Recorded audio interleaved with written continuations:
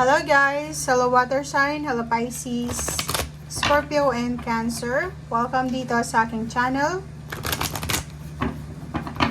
Welcome sa kapalaran 888 water sign, Pisces, Scorpio and Cancer. Alamin natin guys kung ano ang messages, vibration, gabay energy. Water sign, Pisces, Scorpio and Cancer.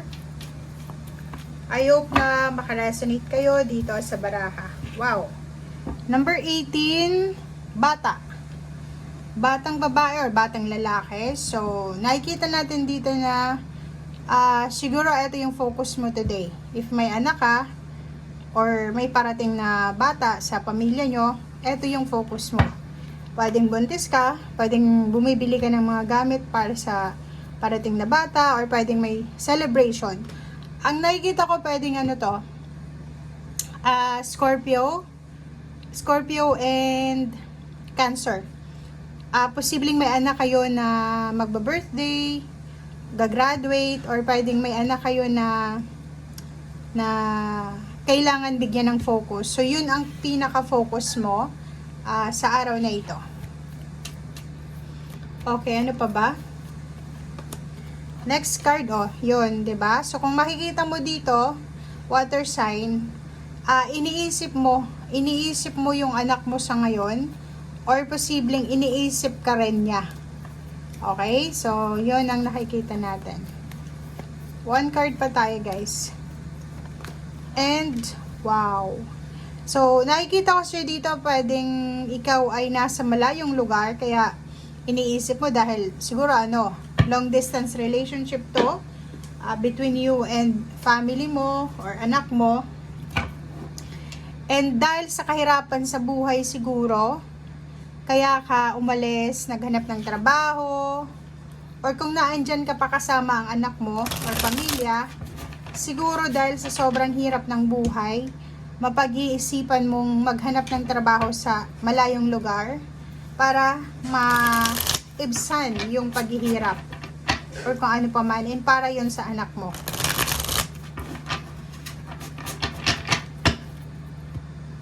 Okay, water sign. First card natin, the same din, is a poverty card. So, sinasabi ng baraha dito na may mga, tawag dito, temporary financial hardship kayo, temporary financial problems, may mga negative thoughts na naiisip, may nawala ng pera, or feeling nyo nag-struggle kayo. Parang ganun ang nakikita natin. And yung iba din sa inyo dito is pwedeng natatakot. Pwedeng ang dami-dami yung kinakatakutan, misconception, and mag-iingat kayo dahil posible kayong makaranas ng yung sleepless nights. Okay? So, nakikita ko siya dito na pwedeng may mga water sign, Pisces, Scorpio, and Cancer na hindi kayo masyadong makapag-desisyon dahil sa stress kayo. Stress, or nahihirapan kayong mag-desisyon, nasa crossroads kayo dahil hindi nyo alam kung ano yung kahihinatnan ng iyong decision making. So, medyo natatakot ka kung ano itong decision making na posibleng gagawin mo.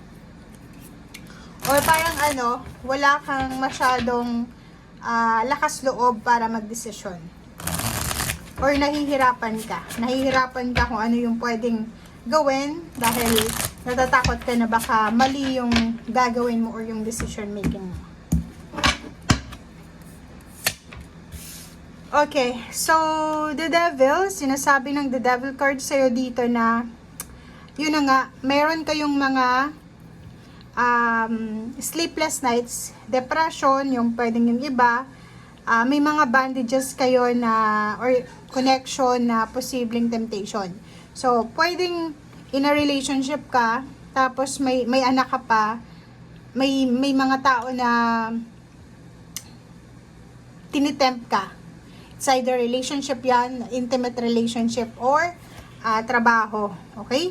So, kinakailangan mong maging malakas, maging mapasensya, labanan mo yung tukso ng pag-ibig, tukso ng trabaho, tukso sa trabaho, or kung ano man itong tukso na posibleng nagiging dahilan para makaisip ka ng hindi maganda. Okay, so dito sa barahang to, ang nakikita natin is kailangan mo ng transition.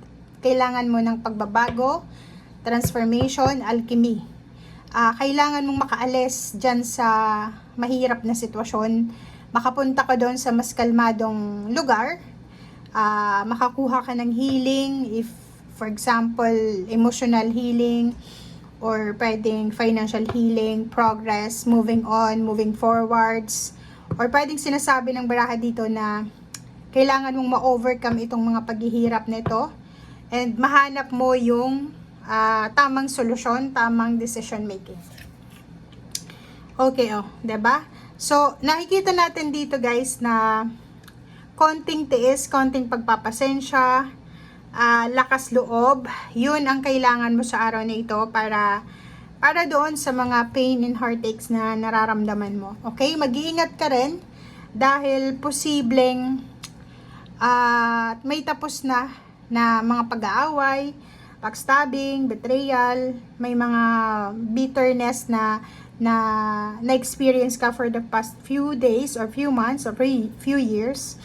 And sinasabi ng baraha, wag mo nang babalikan ang mga taong yon. Lalo na yung mga rason kung bakit ka nasaktan, kung bakit ka nahirapan mag-move on, or kano pa man. O, diba? Kung makikita mo dito, ingat-ingat tayo.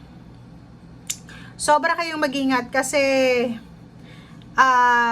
napapaligiran kayo ng mga taong insecure. Napapaligiran kayo ng mga taong ayaw kayo umasenso, or napapaligiran kayo ng mga taong naiinggit sila sa kung ano man ang meron ka. Okay? So, if in a relationship ka, may mga tao sa buhay mo na insecure sila dahil maayos yung relationship mo. If maayos yung pamilya mo, na-insecure sila. If maayos yung trabaho mo, na-insecure sila. So, willing silang i-backstab ka, willing silang i-betray ka, willing silang maging kalaban mo. So, ingat-ingat lang tayo. Okay? And, wag mo silang bigyan ng pansin. Okay? Dito, sa barahang to, sinasabi na kailangan mong ipahinga ang iyong isip. Mag-relax, ipahinga, i-priority yung peace of mind, yung quiet time, meditate, prayer. Yun ang kailangan mo sa ngayon. Okay? And overall card natin, sinasabi sa inyo dito, water sign, Pisces, Scorpion, Cancer, na ano man ang pinagdadaanan mo, problema man sa pera, emotional problem, backstabbing, competition, pain and heartaches, loneliness, be courageous, be strong, be courageous, dahil may parating na endings, may parating na success, may parating na parang closure sa buhay mo. Okay, labanan mo yan. Labanan mo kahit, di ba, parang sinasabi ng barahan na ignore the toxicity, ignore the negativity, especially yung mga energy na yan na itinatapon sa'yo ng mga insecure na tao. Okay? Thank you guys. Bye!